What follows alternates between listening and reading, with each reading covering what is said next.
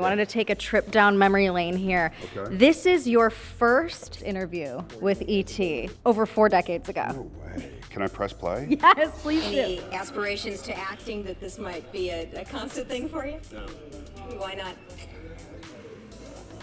I don't know. I can't. What are you interested in? I'm so terrified I can't speak. Producing, stuff like that. You know, producers and cameramen. Oh on my these God, I shows, too. look like my daughter. Look at your braces. Oh my God, I'm sweating so bad right now. Do you remember that moment? No, I don't. Wow. No, I was drunk. No, I wasn't. That's not true. I was trying to take no responsibility. What's so wild No, I don't remember that moment. I was in an emotional blackout. I was terrified. Did you see me? Congratulations on this memoir. You posted the sweetest Instagram video celebrating the release. It's wild when you know it's going to come out. I mean, actually, during the day, we had a small break and we went to the Strand bookstore just to see if it was there. It took a while. We went through a few labyrinths and then we saw it and I got emotional. And yeah, it's a special moment. What was going through your mind when you were getting emotional and seeing it just out? If you read the book, you'll understand why I would be emotional today. You know, I just think that, you know, what could have happened, a kind of fork in the road of what could have happened and what ended up happening. And now I'm at the 92nd Street Y that has 150 years of literary history.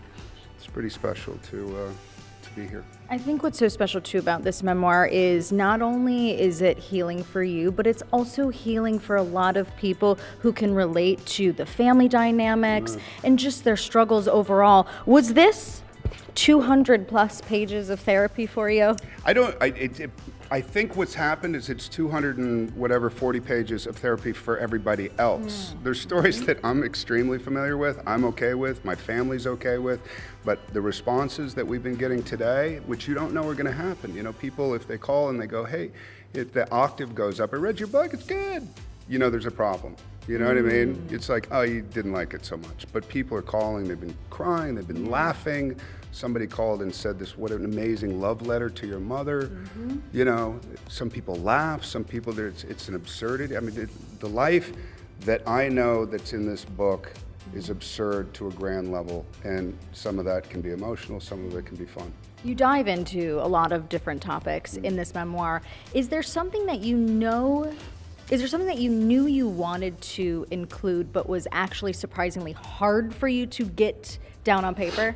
No, because the book started to kind of dictate itself, so the book is very mother heavy, and that's kind of not how it, you know, you start to write about your work, you write about Goonies, you write about No Country, you write about these professional milestones, and that's kind of the typical way to go. And then these other stories started to sneak in there about your kids and a moment in a pool where they're learning how to swim, and then suddenly this reminds you when you're motorcycling, it reminds you of your mother and being in the back seat and going through the desert and her wanting a Whataburger and driving 2,500 miles to get it and how nuts that is. And you know, so it's a fun labyrinth to be able to follow. What would your mom say to you about this memoir?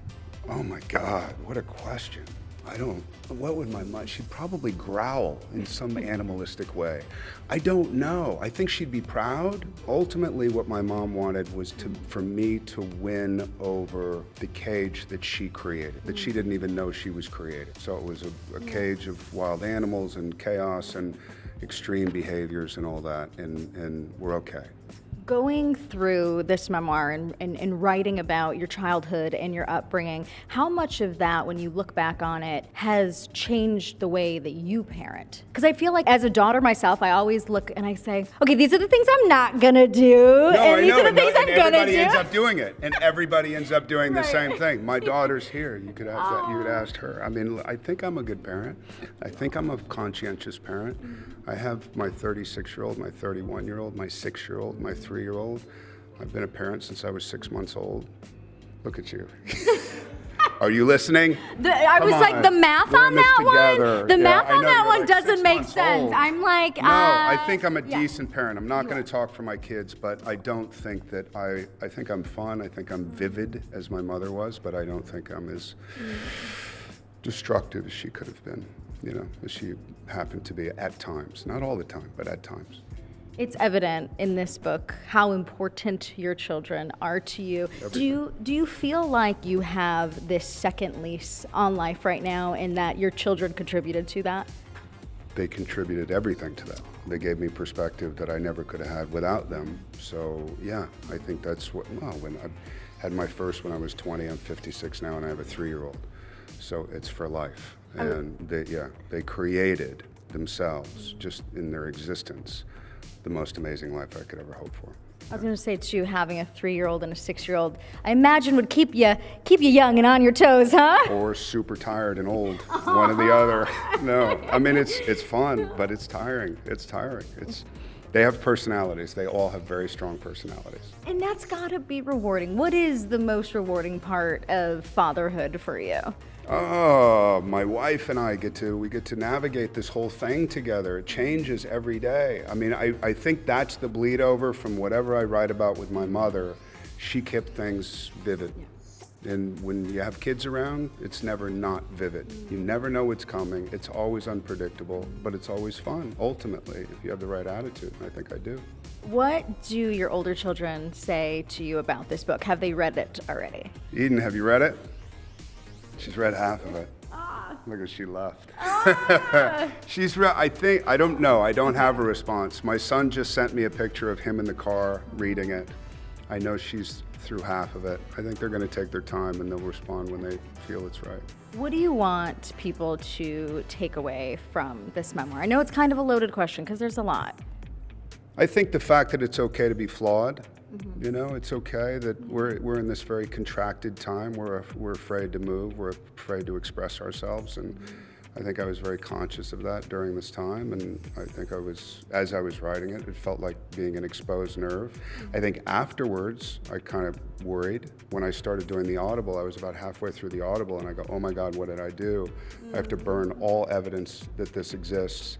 And then I got over that, and now people are responding, and the response is pretty amazing. No, you're helping so many people by telling your stories. I mean, you dive into so many heavy topics. You talk about getting stabbed, going to jail, facing addiction, drug abuse. Yeah. Now It's like a rodeo. It's an emotional rodeo.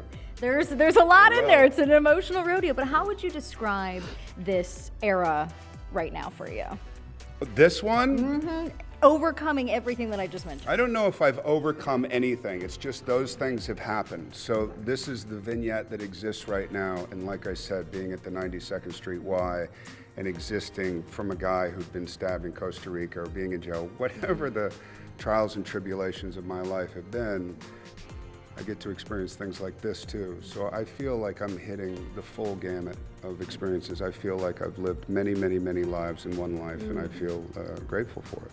I feel lucky. I don't know why me, but I'll take it. What's so wild of like how the universe works is you wrote this when you were 55 years old, which is the age that your mom passed away. I know, which I didn't know until recently. I didn't think about that. Somebody had to tell me. And when you did think about it, how did that hit you and how did it sit with you? It sat, because when she passed, I thought she was an old lady. You know, that was 30 years ago. So I was 27, and I just figured, you know, nice long life, 55 years old. Now I'm 56. I'm like, I'm young. I'm all good. I'm ready to live a whole other 30, 40 years. So I didn't realize how young she had died and how much more life there was to live. But I feel happy in her honor that I'm able to do something differently and live however I'm living in her honor. Yeah. Your relationship with your mom was a bit complex while also beautiful. You dive into your relationship with your stepmother, of course, Barbra Streisand. How has that relationship evolved over the years and what does it mean to you? I think when I was younger, they got together, and it's one of those things that when your mom has passed, you don't want anybody to replace your mom or just the idea of replacing it. Not that anybody ever pushed that on me, but when somebody shows up and they're like, okay, this is the new, you know, I'm sure that there was some, not friction, but there was some reticence with me, and not even that it came out poorly. She just has a strong personality. I have a strong personality. When you put those two together, you have friction. And it wasn't major, it was minor, but it existed, while my dad kind of hung out on the side and, you know, hoped for the best. And as time went on, I say it in the book, there was a moment where I asked for a glass of wine, and she said, but aren't you an alcoholic? It takes for lack of a better word, balls. And I appreciate that. And I've been surrounded by women who have those. So there was a respect there that grew and grew and grew, and a vernacular that I had to learn of hers that I didn't understand. And that was somebody who truly, deeply cares. So now it's all good. Now it's easy.